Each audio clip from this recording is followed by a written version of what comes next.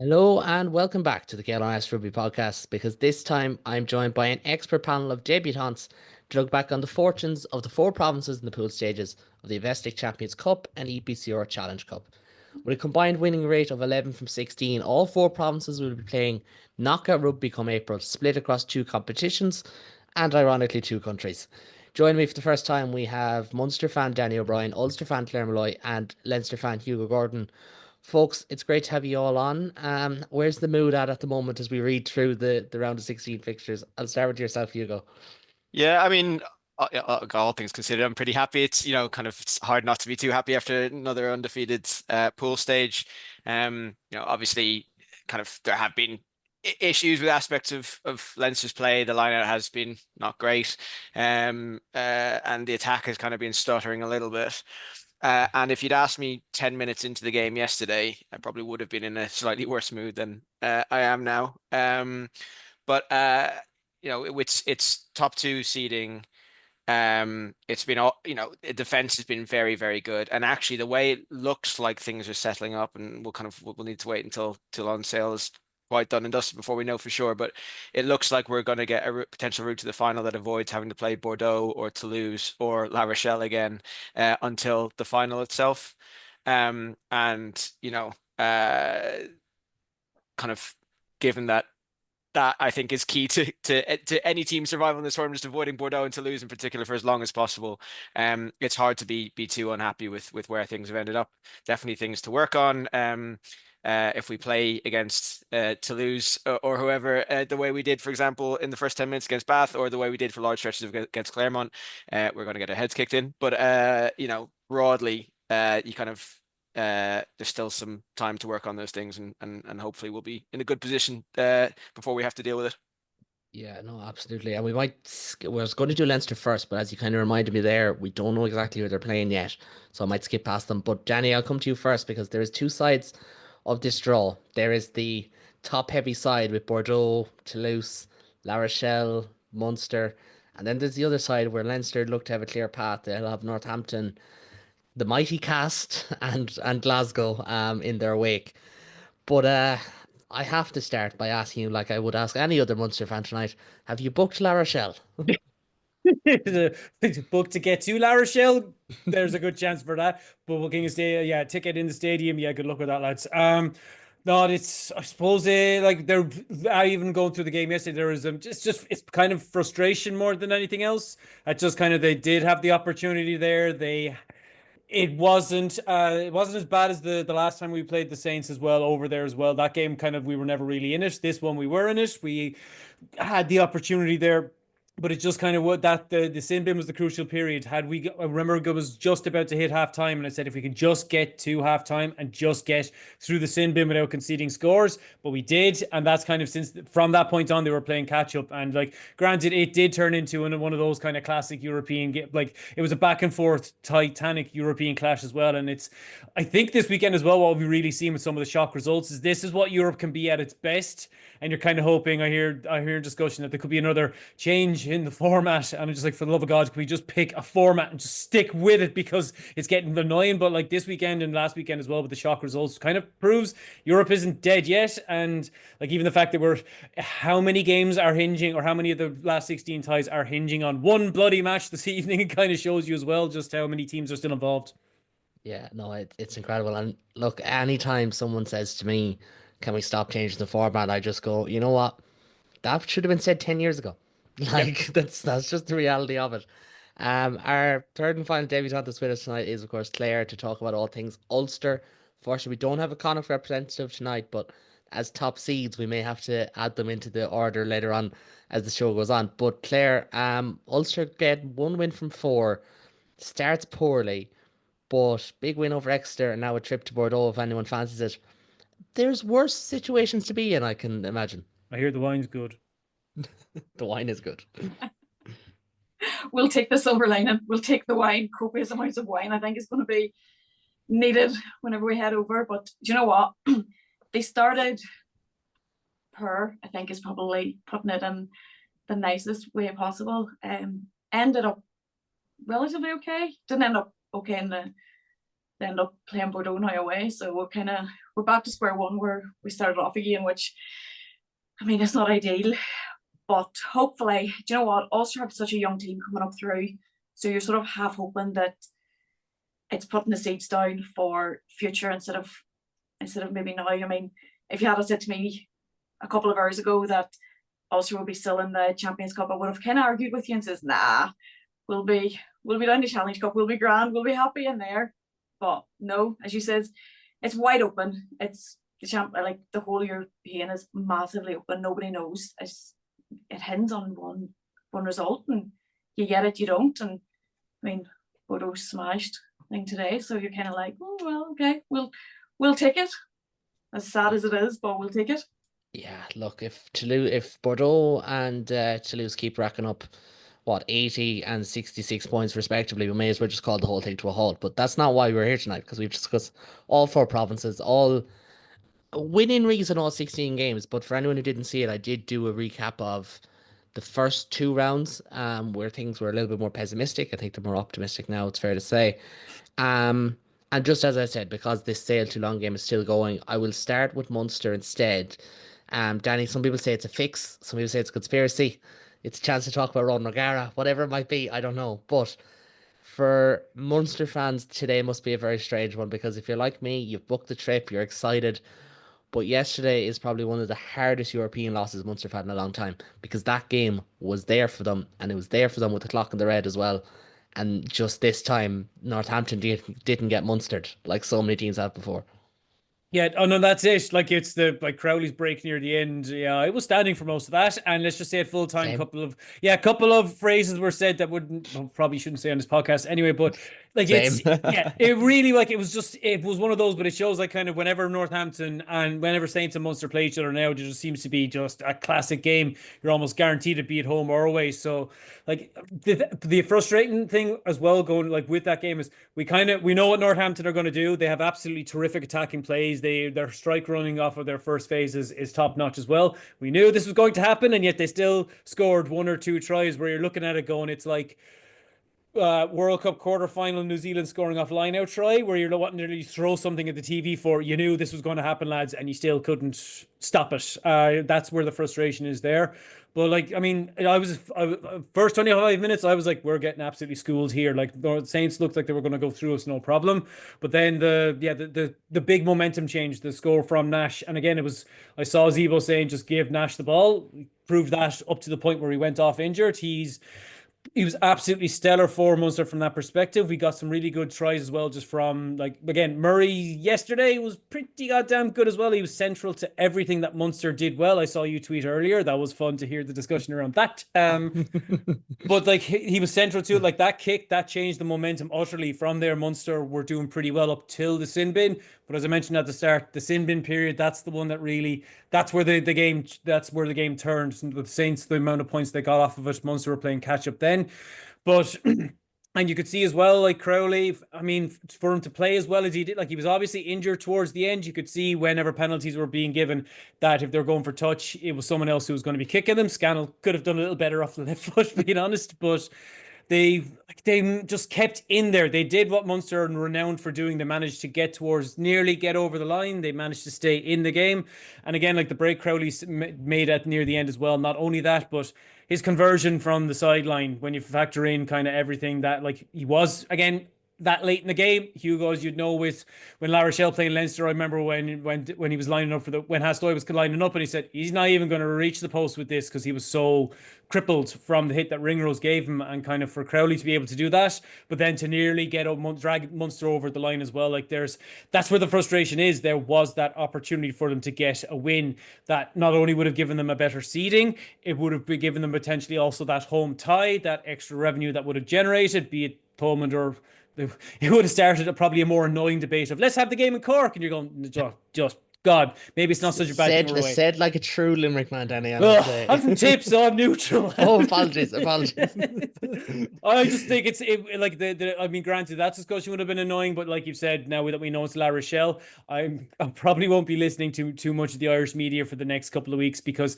the narrative is going to, and even when La Rochelle are mentioned, is Ronan O'Gara's La Rochelle, and it's like, lads, watch Squidge Rugby's video in La Rochelle. They're not just where they are because of O'Gara. He's played an important part.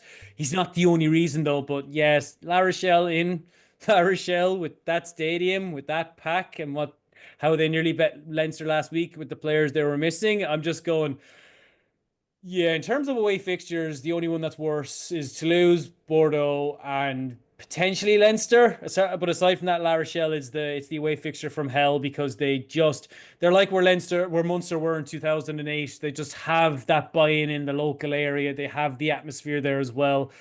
Oh, crap, we're going to be doing well to do anything against them.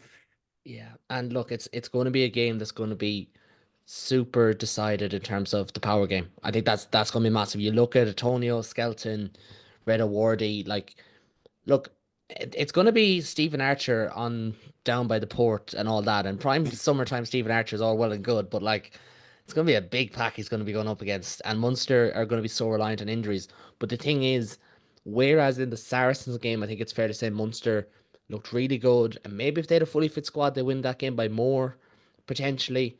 But this week, I think this is where you see the injuries catch up, because, you know, maybe Shane Daly or Abraham starts at full back. Nankerville starts at 12.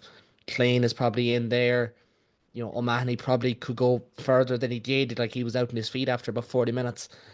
And that's a crucial part of it as well in terms of Munster's season, because context is important. But at the same time, Ian Costello and Tadhg were not buying it. They felt they did enough to win that game. They also did enough to hand it to Northampton. And Hugo, I might just come to you for a second for a neutral perspective, because when it comes to Semi-neutral, Munster, maybe. Semi-neutral. Look, if Munster had won that game, we'd be on a collision course for a Croke Park semi-final, and that just sent shivers down everyone's spine.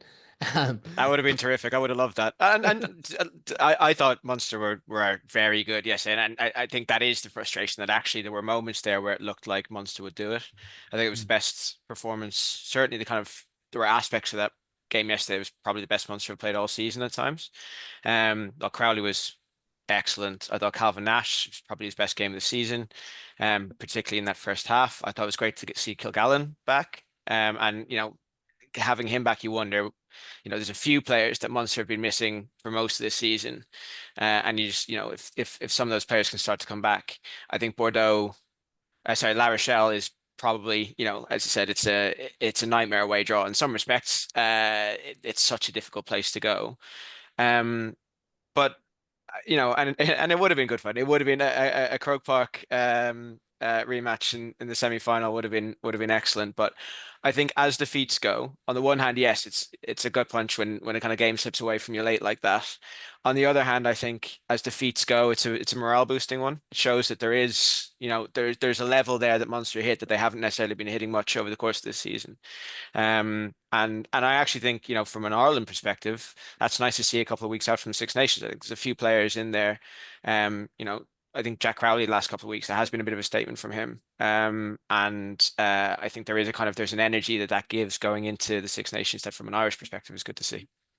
Yeah, no, absolutely. I Sale just- have scored, sorry, scored, yeah, so no- we will be able to move on in a minute. But Danny, I'll let you jump in and we'll wrap up the Munster talk. We will be able to go back on schedule in a minute because of this. But Danny, you can jump in there.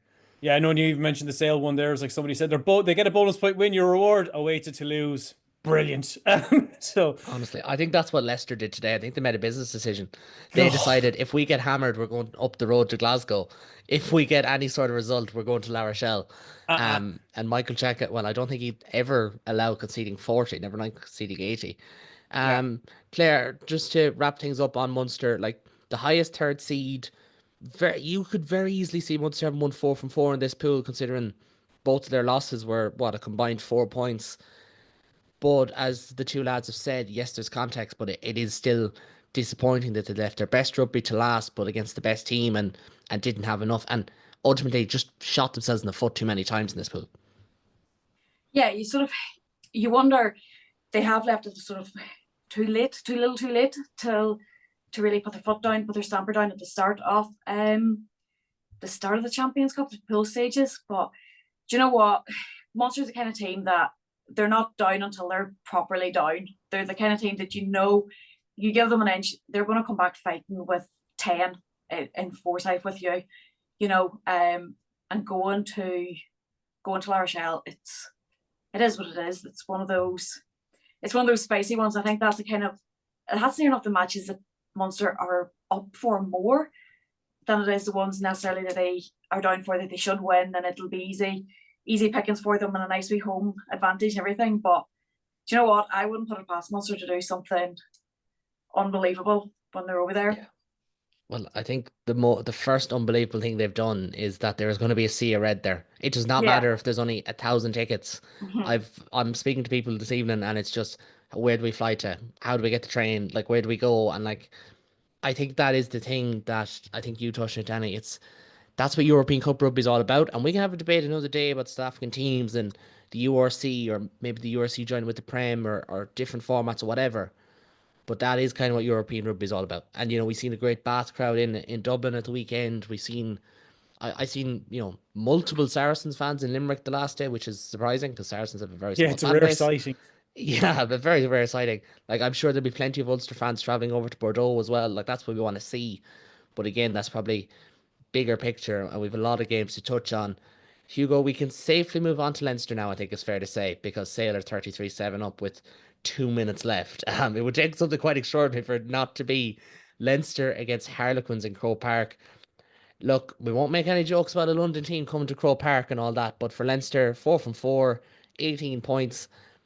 Like, look, it mightn't be 4 bonus point wins, but it's the exact same place they were in this time last year, And I think this is the thing. I think kind of,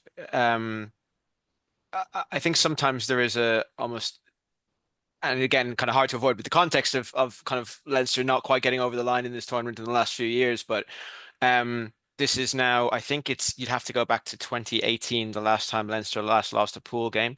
It obviously kind of creates an expectation around standards, etc. But the reality is we went away to La Rochelle and won. Okay, I nearly had a heart attack the last couple of minutes, but we got it over the line. We went up against Claremont, who at the time were near the top of the top 14. We weren't great, but we won. We went away to Bristol, we thumped them, and we went up against the current Premiership leaders. And after again a fairly anxiety-inducing first few minutes, actually kind of saw things out fairly comfortably from there. So it's and as I said, kind of the way the kind of permutations have worked out, it looks like we're kind of set ourselves in a relatively straightforward run to the final. There's still quite a lot of rugby to play between now and then, but we are avoiding kind of the Toulouses and Bordeaux of the world, and for all that aspects of our game have not worked, other aspects of our game have worked incredibly well. It's kind of for me, I remain optimistic about this. I think we'll be thereabouts by the end of the tournament. And we've kind of put ourselves in the best position to do that. Yeah, I think that's fair to say. And like, look, we're not going to handpick game by game, result by result. But as you said there, Leinster went to thump Bristol. That was all. It felt like it was inevitable in a lot of ways, just because I think it's now.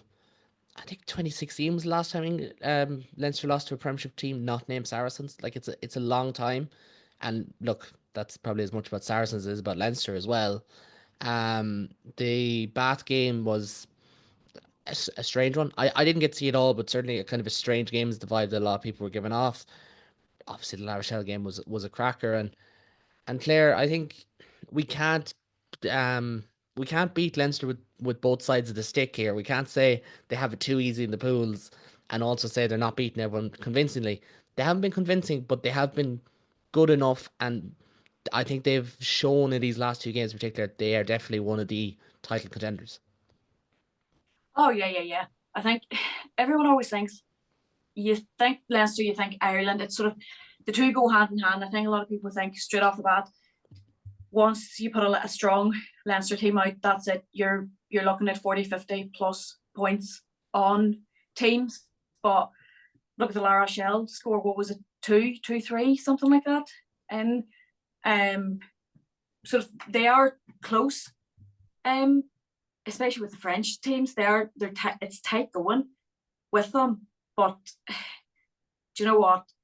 Leinster, everyone has the thing about Leinster that they've easy passes, they've easy they've easy get goes by everything, but they put the groundwork in, they put the hard work in. They might let off a wee bit sometimes, but it's there for them. And I'm not holding out that there'll be no Leinster in a sort of a final. Not jinxing it, not touching wood there. We won't try and bring down other provinces here, as fun as that can be. That is for other shows. But I think it's fair because as well, like with Leinster, there is that connection now of Leinster and Ireland. And again, like the European Cup conversation, that's one that needs to be had on a kind of greater level about the strength of the game and so on and so forth. But Danny, there's kind of a sense here, like that path for Leinster, like it'll be. I'm pretty sure Claremont. If I got this right, Claremont. No, sorry, I think I got that wrong again. I think it's I think it's Claremont. No, That's is it going to Queen's be. Dev? I don't know. I'm not going to blame Keno, right? But if it's Quins or whatever, the calculator has failed me. But let's just say it's Quins, right? They should beat them, as we said. That record against Premiership sides. From there, Glasgow or Leicester. I don't think Leinster have anything to fear, and then potentially Northampton. And you look at that draw, and you're just thinking, Leinster don't have to be great to go all the way. I think the issue last year was they had to be very good to beat La Rochelle. They had to be very good to beat Northampton. They don't have to be great. And like they don't like they have the URC top spot probably nailed down as well. You know, with this kind of sense of right, just do it in May now. Like no one need care about the next couple of months. It's all about May. Yes, but kind of it's the way to kind of look at it as well as just the way the draw's gone. I'm getting kind of echoes of whenever England have been at major tournaments recently and people have gone, is it too easy a route? And I mean that, and it's an honest question to ask from the point of view of like they can get that far before they get truly tested. So is that actually going to prove to be a better thing for them? Because if it's anything like the other aspect, probably not. And the thing is, the biggest challenge that Leinster have had in the last couple of years is trying to get that balance right between managing the team both for the URC and for Europe. It's been their biggest downfall. Like you look at the roster, you look at the team that they have available to them, and it's like what was actually interesting with the Bath game was Bath scoring. You're like, hey, finally a team's turned up and actually wants to try and challenge them in Dublin, because so many sides just arrive up and they may as well just give Leinster the bonus points because and it doesn't do Leinster any good either. Like I don't know how much of a benefit it's going to be for Leinster. You could see Glasgow. Well, you could see Glasgow. Like they could definitely put pressure on Leinster from that point of view. The Saints will be gunning for, assuming the Saints get that far. Saints will be gunning for them, especially given what happened last time. And again, like link at that Northampton game, like Leinster did get very lucky at the end of that semi-final that they very nearly fell over the line there as well. So like you kind of wonder for Leinster is having, okay, in comparison, having that kind of route where it's not as difficult, is that going to be a good thing for them as well? Because if they do come up against a Toulouse or a Bordeaux Bègles, and never mind being battle hardened from what they're facing in Europe, those two teams will be battle hardened week from what they're going against in France as well. Like, is Leinster's route, is it kind of too easy? That's where the risk could be for them, that when they come up against a team where it's like, look at what La Rochelle were doing. It's like, oh God, we're up against a team who can actually match us physically. There could be the risk or the concern there for Leinster, but let's face it, if you have someone like RG Snyman coming onto the field, and good God, he was terrifying yesterday. Like, if you have that kind of caliber coming off the bench as well, I mean, if it is to lose Leinster, that'll be up there with any final, I'd say, but Bordeaux Bègles as well. But yeah, I think the one concern I would have with Leinster is that they're on the easier side of the draw, but is that actually a good thing for them? Because history kind of says, in terms of various tournaments, being on the easy side doesn't necessarily mean that when you get to that final that you're going to be battle hardened. Because if you come up against a team who can match you, then it's, oh God, what do we do now? Yeah, and that's the thing. Leinster have had it both ways in recent years. I think last year was difficult, but obviously La Rochelle didn't play great and had the travel, and Northampton should have won that game at Croke Park. I think most people would say that. Like they were absolutely dreadful for 20 minutes and only lost by a score. You know, then they came into it and the game was gone kind of thing. But it's the Leinster have had it both ways. They've had the kind of easy draw. They had one year where they had the tough pool, they had the tough draw, the tough run, and they just got pipped to the post as well. And Hugo, you look at that game against Quins, and like again, there's nothing there for Leinster to fear. I don't think we can say there is. But there's going to be a couple of matchups there, and you kind of know which one I'm getting at Oh this one. That is God. going to get a lot of people talking, especially on the Lions' ear. So, yeah, Finn Baxter against Andrew Porter. Anyone? Is that? Yeah. It's the one we're all thinking of. Yeah, no, the 10 battle is going to be crucial, and look, it's going to be fascinating. But the one I really wanted to ask you, that was just a joke, is the importance of Jordy Barrett him in particular, obviously organized him to a degree, but if Leinster are going to get over the line, do you feel like his impact is going to be massive? Because it feels already that he's been unreal. I think, I mean, there's always a question about when you bring in someone like this. And Jordy Barrett, everyone knew coming in, he's one of the best players in the world. There was always going to be no doubt about his quality. The question is always how easily do people fit in? How well does it actually work in practice, etc. And it's been kind of astonishing just how quickly. I mean, Barrett looks like he's been there for years. He's fit in so comfortably. And actually, that's despite us not really being able to play him in his best position for most of his opening games because we've had injuries at fullback that has meant he's needed to play there.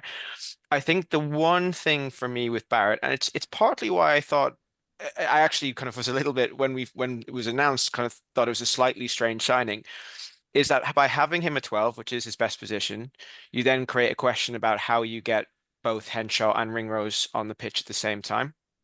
And if you do want to do that, that means shifting Henshaw out to 13. It means shifting Ringrose out to 14. Henshaw obviously had a very, very good game yesterday, and Ringrose, after a kind of a slower start, also played very well. But I think you saw the impact on the defense actually of what our system is built around Ringrose at 13 and what he brings in that midfield defense. So and early on, I think there was maybe some teething issues around that where our defense looked, unusually sloppy. It's been our strong point this whole season, and all of a sudden Bath were finding gaps that other teams weren't seem to be able to find. So I think the question for Barrett, I think his quality is absolutely undoubted, and I think if you've got him in your team, you need to find a way to get him into the squad, and he just has just such a game-breaking impact when he's in there. I think the question is then, how does actually Leinster fit around him? And I think that's something that maybe just needs a bit more time to bed in if we are going to do the Ringrose at 14 thing, but that is something we're going to have to kind of spend some time figuring out. I look forward to this podcast this time next year where we're talking about Peter Steptoe in a similar position for Munster. And, well, I would say Joanna Augustus at Ulster. Maybe not the same name recognition, but by God, is he so exciting, he looked, exciting as well. I was just, when they said he was going to Ulster, I'm just like, well, you got a gem there, lads, already. So any South African player that they're disappointed that isn't in South Africa is usually a pretty good sign. And we had that with the likes of Jean Lane, for example. We'll move on, and we will move on to Ulster now, because I think probably unfairly Ulster have been the punching bag of this year's European campaign, because they're the one win team to qualify for the round of 16. But at the same time, Bordeaux and Toulouse were in the same pool, and Bordeaux and Toulouse, to be quite honest, they have made some teams look like AIL sides in the last couple of weeks. Claire, as the resident Ulster supporter, I'll let you start things off. Firstly, your overall sense of the European campaign and where Ulster are at. I think starting it, there wouldn't have been many good things. There wouldn't have been many good things to say about Ulster, but you know what? The result on Friday night, it did put down a bit of a marker to say, you know what, Ulster, they're not down and out, they're not completely gone out of it just yet. They can. I mean, it seems to be the whole pool stages, Ulster have been a first half team.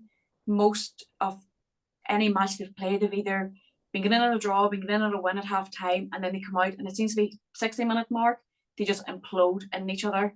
And I don't know if it's the bench or an experience or what it is, but excuse me, sorry. Whereas Exeter was a different story. They started slow. I mean, they conceded 2 tries in the first 16 minutes, and then they just sort of fought back from their second half. They really just come out playing. I think it boils down a lot to, from eyes of the match on Friday night, and it seemed like there was no leadership, especially in the back line. You're sort of looking at a really, really young back line, and then losing Bernard Cock within the first handful of minutes was a massive miss. It seemed like Ulster, when they had the ball, they didn't necessarily know what to do with it. They kind of just shoveled it to the nearest person that sort of had it. There was no massive attack. I think the only really person I can, not really only, but Rob Little played his socks off. I mean, he he came back with a massive point to prove, and I think he done it. Going by the reaction of everybody there as well, like he played outstanding in the game. But do you know what? Looking forward, I think we've had tough games. I mean, we've had 2 difficult French teams to come up against, so it was never going to be an easy shout, and we're never looking at it going, oh, do you know what? We'll top the pool stage. We'll come out well. Probably could have done maybe a bit better against some of the teams. But do you know what? It is what it is. We're gonna win. We'll take that as a main win. Oh, absolutely. And like, also, this is probably the one game Ulster were expected to win. I think the Bordeaux and Toulouse game were kind of on the fence, and then whatever happens in Leicester happens. I think a full strength Ulster team probably have a better chance of getting over the line there, because obviously they have had so many injuries. And you mentioned Rob Little hasn't played for Ulster in almost 2 years to the day, since his last appearance. Comes back in. They've had, Zach Ward was an Olympian that a lot of people didn't know of this time last year, has been a crucial loss, and so on. But it's not all bad news. And Hugo, I'll throw it to you, because look, it's very easy in Irish rugby in particular that we kind of get all kind of, oh, we'll kind of rub this team's belly for a certain amount of time and let them off. A kind of an Irish style more than anything else. But the performances of James McNabney, Cormac Izuchukwu, even, Jack Murphy has kind of shown that he is pro ready already at the age of 20. I think it's a very good place for Ulster to be right now, isn't it? Yeah, so I mean, look, it's a results-driven business, and you can't kind of completely ignore the results. And obviously, some of the defeats in Europe have been very heavy, have been too heavy. This campaign so far.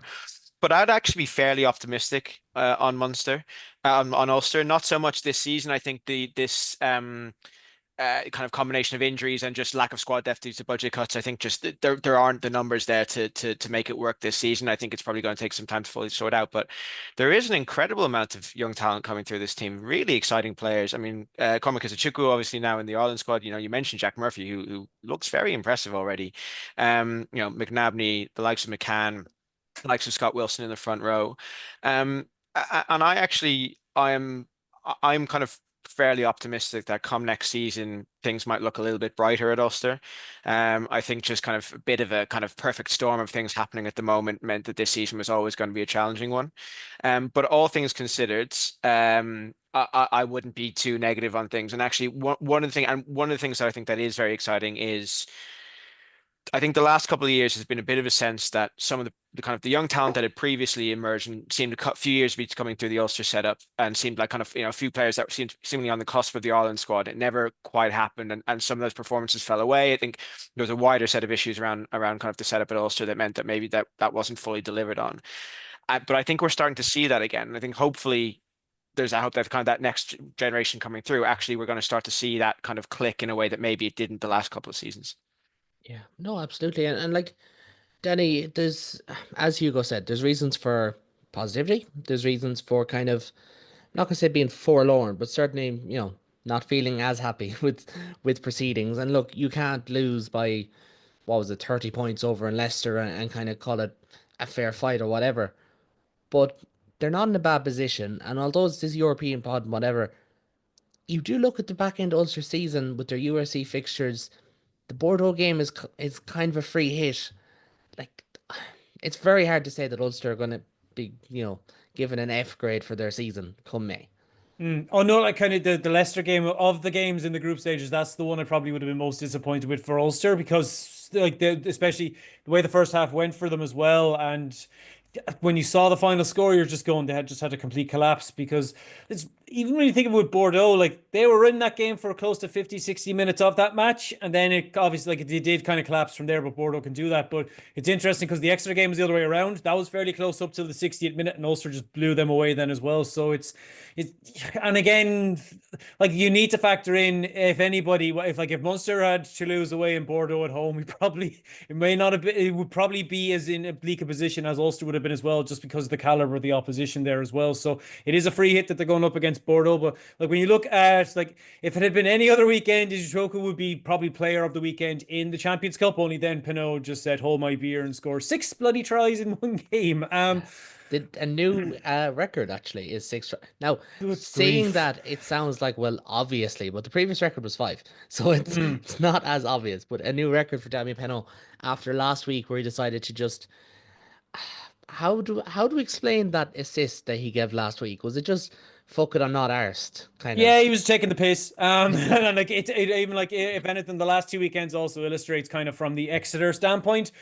When you consider when they were European champions and one of the best finals ever, and you look at where they are now, it also kind of illustrates that the last 2 weekends, it's been a pretty horrendous run of games for a lot of the teams from the Gallagher Premiership, and it's a real kind of come down to earth for them. Even today's game, Castor Saracens, McCall was saying, "Oh, this is Castor's biggest game in European history," and all I could think was that these guys were in the semi-final at one stage, lads. Just because they're going up against the almighty Saracens doesn't necessarily mean that, oh, yeah, bow down before everything else. Like, it's been, God, for the Gallagher Premiership, there's not much positives they can take from this. The Saints, yes, but bloody hell, they've been at the wrong end of some absolute batterings in the last week or two. And when they were giving out about the South African team sending kind of B squads, and you look at just go, are you going to say the same thing now? But like even going back to Ulster, you look at Ijichoku, like that performance, he's going to be thereabouts. He may not start the England game, but you can see him definitely, well, hopefully get some caps as well during the Six Nations. And like no better person to have as your head coach as well than the guy in charge of the Irish under-20s in terms of uncovering gems, because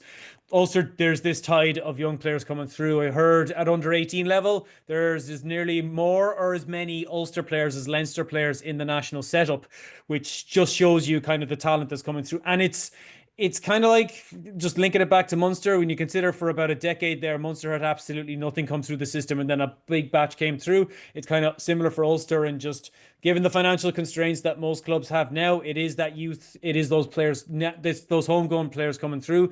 That's going to be the basis, but also just it'll be a big positive from the fan standpoint because these are local lads they can kind of latch onto as well. So URC, big opportunity there, but yeah, they have a free shot against Bordeaux. Like we said, at least they have good wine, and probably the weather will be good when they go there as well. So And the atmosphere will yeah. be fantastic. Just a But quick Damien Penaud stat, by the way. I was just looking it up while you were speaking. The record for most tries in a single tournament, European Cup tournament, is 11, and Penaud is on 10 with potentially 4 games still to go. So he could smash through that. So we'll see. Oh my God, he's literally halfway there. Like not obviously not, but like halfway there after just 80 minutes of rugby then as well, which is absurd. I know there was talk about like, oh, it was so uncompetitive back in the day, but like I don't think we could still use that line anymore.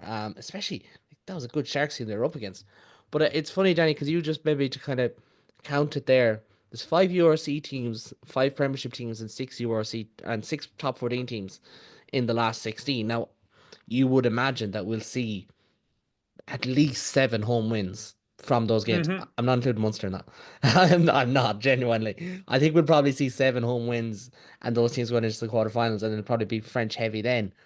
But it's kind of a strange one where, like, English do feel like they've limped in here. You know, they've only one game on English soil in the quarterfinals, but that's kind of the way it has been for a few years. First it was Saracens, then Exeter took that mantle, now Northampton have it, but no one else able to keep up. And obviously, we didn't really get to touch on it there, but like for Bath to be going into the Challenge Cup, top of the Premiership, like they must be looking back at that Benetton game and thinking, like, how are we in this position? But that is, you know, the way it is now.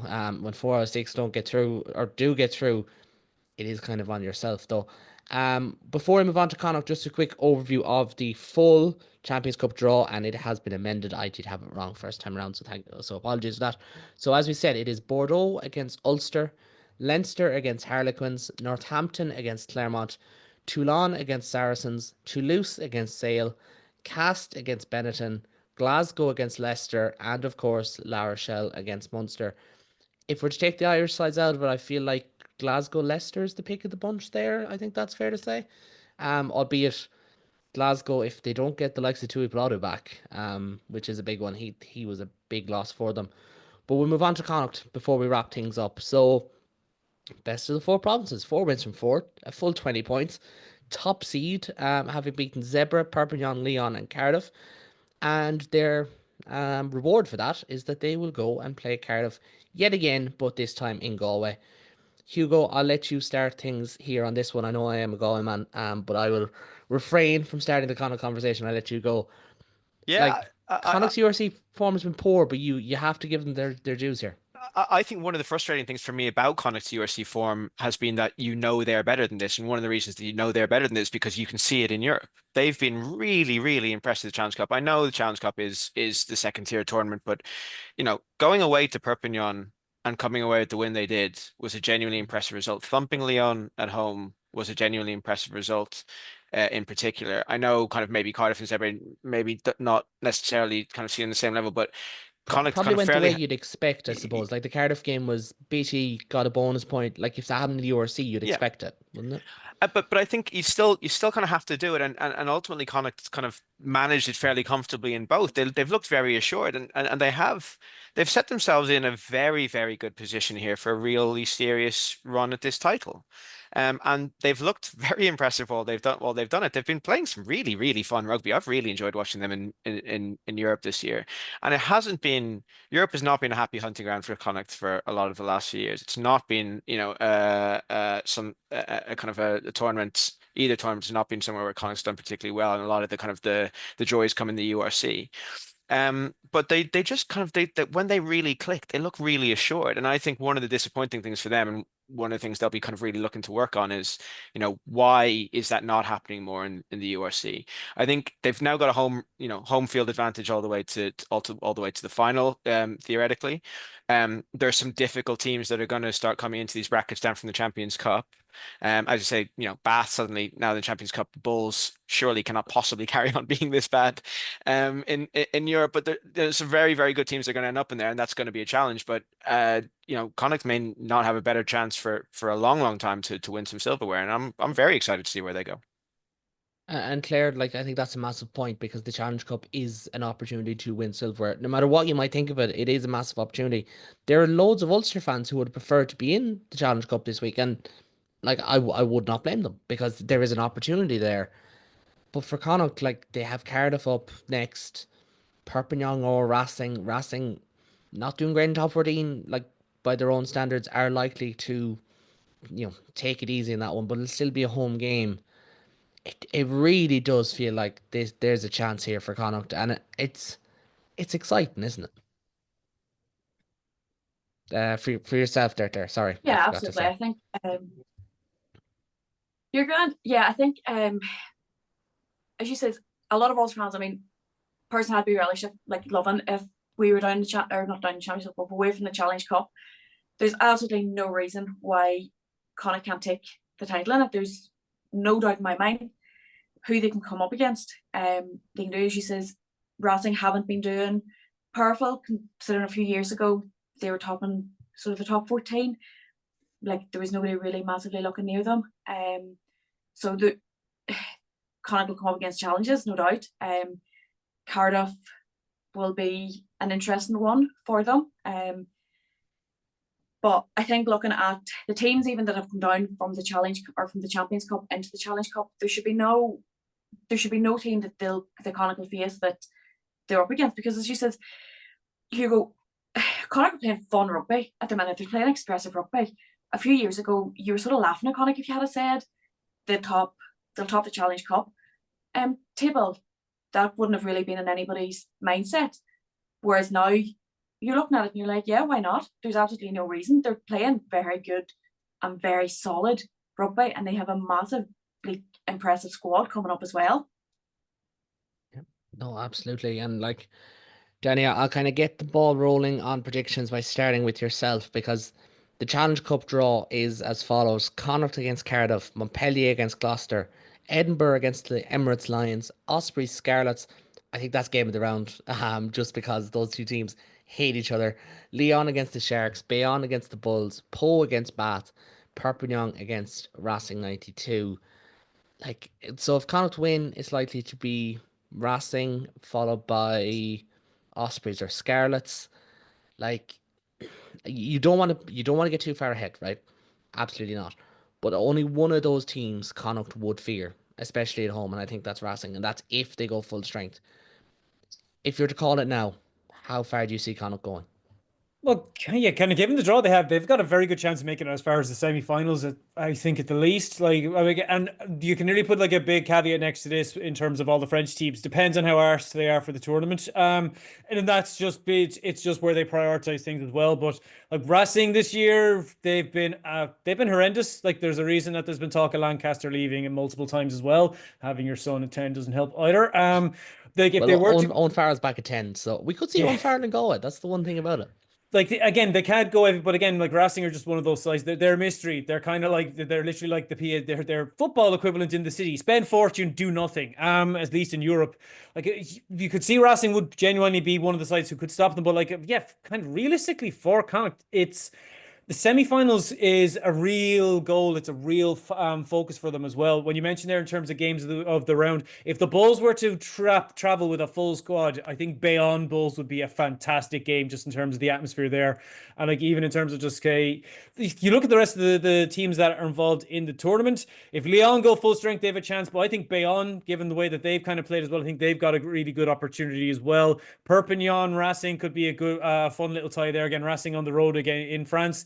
They could be out of it even before the semi-final stage. But from Connacht's perspective, they've got a really realistic chance of making it as far as the semi-finals. The only thing that could come against them is if there is a Bath or a Bayonne or a Bull. If Bulls are full strength, a team where it has a really heavyweight pack, that could be the struggle for them. Although one thing I am kind of hoping that this time around when Cardiff and Connacht play, there's some communication beforehand when it comes to the jerseys, because dear God, I was not wanted to be the referee going advantage blue, and you're going, which blue? It was how it can happen these days for two teams to have such similar jersey colors on them as well. It just beggars belief, because surely the ref should have gone, unless he's colorblind. I don't know, but it's just, it shouldn't really and given the kind of the level that the game wants to be aiming towards, but to have the two teams with such similar color, it really came to the fore. There was a scrum and you're looking at it going, how are you supposed to tell the difference? Like, hopefully they do change, because otherwise it's just going to be a mess. Yeah, and it's one of those things that if you just kind of have your eye on it, you're not going to pay much attention or whatever. But I was working on Friday night in the pub, and I turned to the lads. I was like, "My God, that's a bad color clash." And you know the way they zoom in on players, they're getting ready for kickoff, whatever. And they all just looked up, and then there was a sense of, "Oh my goodness, what do they have to do in here?" And like it was atrocious. Now Cardiff have a really clean red away kit. We might see that one for the round of 16. If we don't, I don't know what to say. There's I really been don't know what to say. Pretty terrible jerseys as well. I'm thinking was it the Bull? No, wait, no, it wasn't. Yeah, okay, Munsters isn't very nice. I think was it the Bulls their away top? That was horrendous this European season. Although I will say, like, the reason Castro won in Saracens, it's completely got to do with their absolutely gorgeous blue jersey. That's the reason they won. Putting a jersey on a collar makes you more likely to succeed. Bordeaux have one. Yeah. Just to throw that out there. I think Toulouse have one in like retro jerseys. I actually don't mind the Munster one up close and personal. I don't think the TV does it justice, and so on and so forth.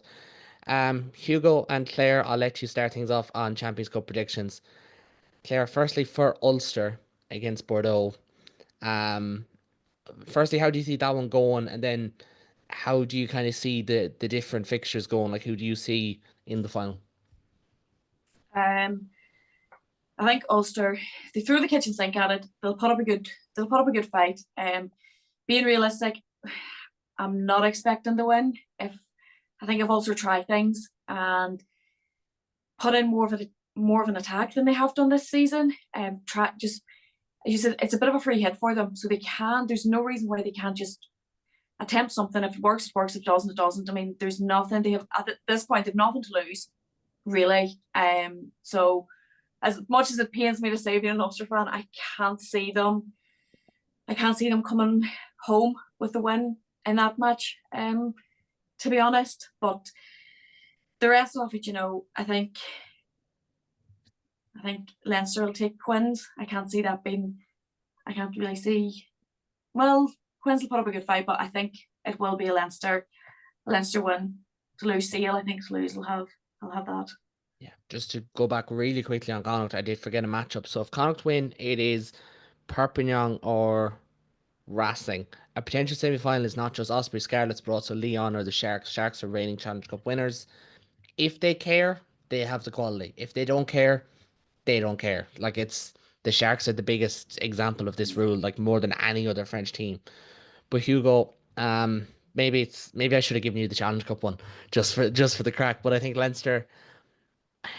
I think we have to establish the favourites as being Bordeaux and Leinster because of home advantage, but with the caveat that Toulouse Bordeaux is going to be played in a neutral-ish venue, like halfway between the two cities, where it's going to be packed out.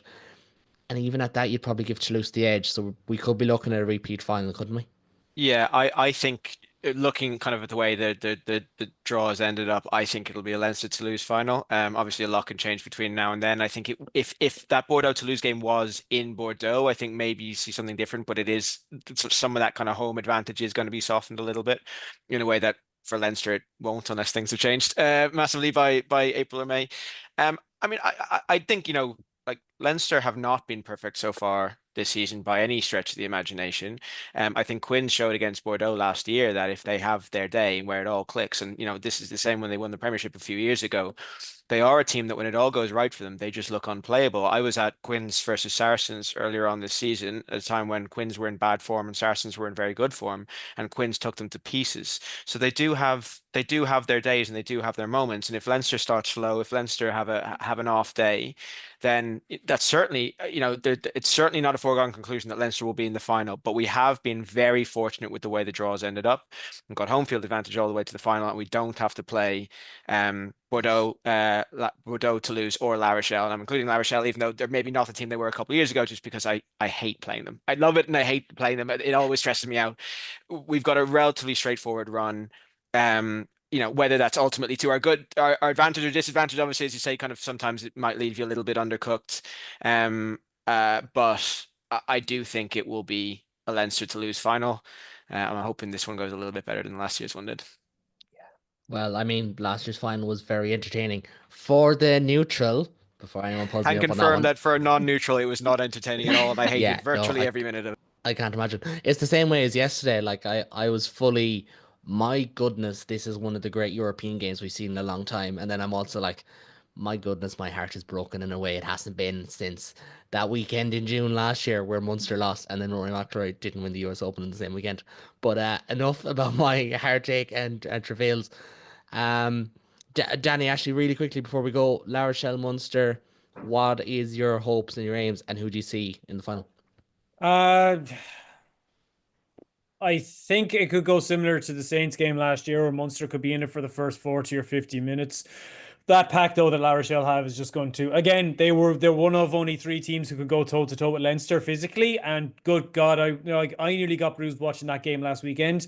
I just think again, you can't replace, or you cannot, if you don't have power and if you don't have that bulk, it's extremely difficult. And I think just it'll come the 50 or 60th minute, there will be a scrum at some stage, and La Rochelle are just going to absolutely bulldoze Munster off the ball. We need climb back. We need to be as close to full strength as it's humanly possible to have any chance, which doesn't look highly likely. But no, I can't see Munster being able to live with just the sheer physicality that La Rochelle do bring to it. Just their pack there's only two or three in Europe. They're the only team who can go toe to toe with Leinster, and they're probably the only team apart from Leinster who can go toe to toe with Toulouse. And linking that, Toulouse, Leinster. I mean, even if with the being on the neutral venue, kind of with the thing with Bordeaux Begler that they have going against them is they haven't had to face anybody who's truly been a heavyweight yet. And generally when they do, they tend to. The top 14 final last year was the perfect example of how far ahead of everybody Toulouse is. I can't see them. Even if it was in Bordeaux, I think they wouldn't beat this Toulouse team.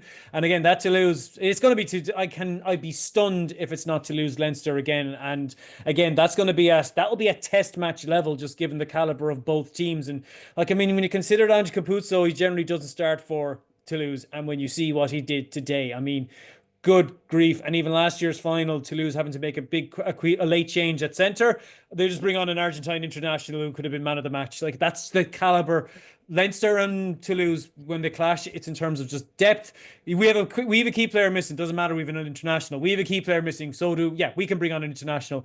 And I think at the end of it, the crucial cog will be, can Leinster just slow down DuPont? If they can do that, there's a chance. But then it's like, what about Intimac? And it's odds. Like it would be the dream final for neutrals, a Toulouse Leinster final. It would be the perfect one from that point of view, because I think if it's Bordeaux Leinster, I can't see Bordeaux beating Leinster. Just the experience Leinster have in Bordeaux. I think if they do clash with somebody who has that similar, if they have that kind of, they can match them physically. If the ball can't get out to Pinot, I think that's where the concern will be for Bordeaux. So Toulouse, Leinster, fine. Yeah, I think for Munster to be kind of like Ulster, let's just enjoy being on the Atlantic coast and take in the most of. I hear the very good fish restaurants over there as well. So yeah, take in the sights and the sounds of it. So. Yeah, look, I'll be there. I'm not a fish man, but I'll be there, and I will wear red. This top isn't very red, but it'll come with me, because Munster's jersey isn't very red either, so won't really make much of a difference. And we will leave it at that. So, folks, thank you to everyone for listening. But of course, as always, to our guests, to Claire, to Hugo, and to Danny, we will try and have you on over the course of the season. Hopefully, the promises do well enough that we have more pods than we have scheduled for. I'll be back very, very soon with our comprehensive preview shows, because as well as looking ahead to the men's Six Nations, we will also, for the first time, have an under-20 Six Nations preview before the fun really starts as well. So make sure to tune into those. If you do like what you see or hear, please do subscribe for what is going to be the busiest 6 weeks of the calendar year, as it always is. We are available on all good platforms as well as YouTube, and you can find the links for all my channels down below. But for now, and until next time, thank you to everyone at home. Thank you to everyone on the call. Till next time, take it easy.